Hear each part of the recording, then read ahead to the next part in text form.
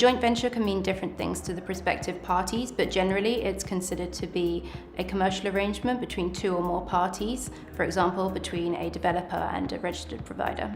Joint ventures are entered into for all sorts of reasons, but often it's to mobilize complementary resources.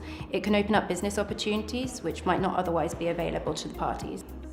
From our experience, joint ventures can offer the following benefits to RPs. It means that they are sharing the risk, which sometimes means that larger developments can be undertaken. It also provides some flexibility for dealing with changes in market conditions. There are two main types of joint venture, and generally property joint ventures are one of the following. You can have a contractual joint venture, which is an arrangement between two parties where a new legal entity isn't formed. These are sometimes called a cooperation or a collaborative joint venture.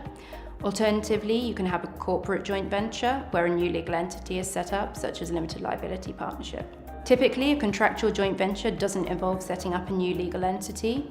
A corporate vehicle is a legal entity through which business can be conducted.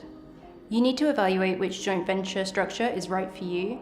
Firstly, you need to consider that it meets your operational and financial needs, and you also need to make sure that any joint venture would work with your long-term commercial aims. Contractual partnerships can be useful where there are clearly defined tasks to be undertaken within certain timeframes. They don't offer quite as much flexibility as the corporate approach, but they do offer simplicity. It may be more straightforward for the parties to align their interests at the outset by setting up a new legal entity by way of a corporate joint venture.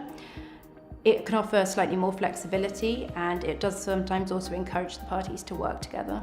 Part of our role in assisting the parties would be to identify your key business objectives at an early stage. We'd also look to identify any potential issues so that we can provide a fix for these so that these issues don't arise at a later stage.